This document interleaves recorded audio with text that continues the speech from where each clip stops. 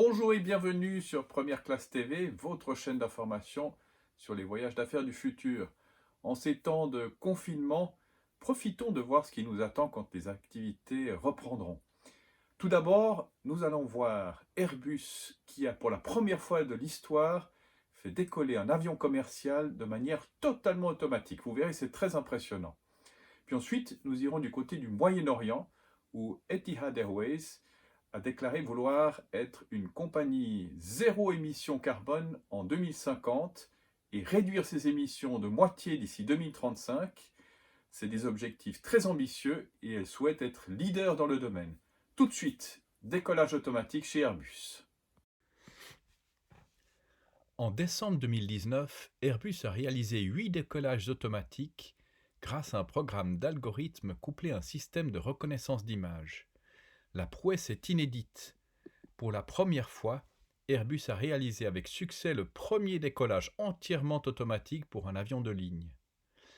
Décembre passé, un équipage composé de 2 pilotes et de 3 ingénieurs a pris place à bord d'un A350 1000 à l'aéroport de Toulouse pour une série de vols d'essai. En 4h30, ils ont effectué pas moins de 8 décollages en laissant le contrôle de l'avion au pilotage automatique. Le tout sans s'appuyer sur le système de guidage ILS des aéroports, parfois utilisé pour les décollages et atterrissages lorsque la visibilité est réduite. Lors des tests,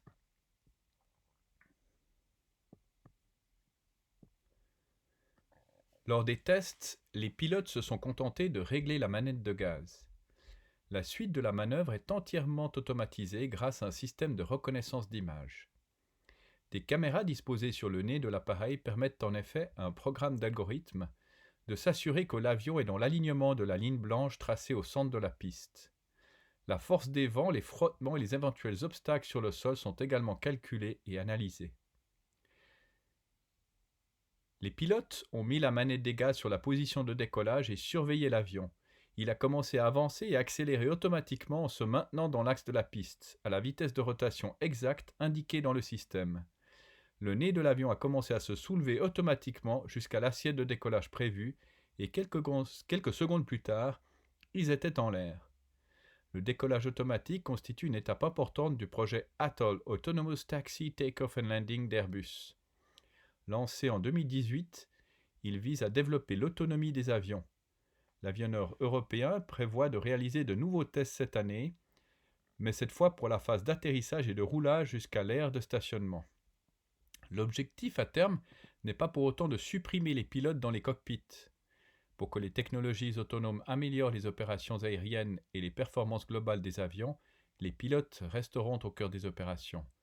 Les technologies autonomes sont primordiales pour soutenir les pilotes, leur permettant de se concentrer moins sur le fonctionnement des avions et davantage sur la prise de décision stratégique et la gestion de mission. Pour autant, Airbus a fait part, en septembre de l'année passée, de son intention de développer les technologies Single Pilot Operation, ouvrant la voie à des avions sans copilote.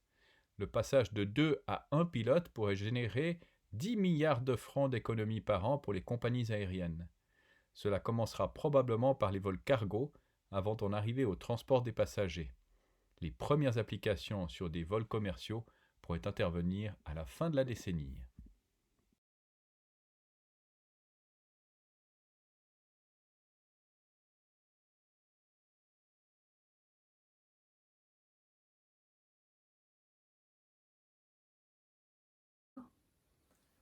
Les avions commerciaux avec un seul pilote à bord semblent s'approcher.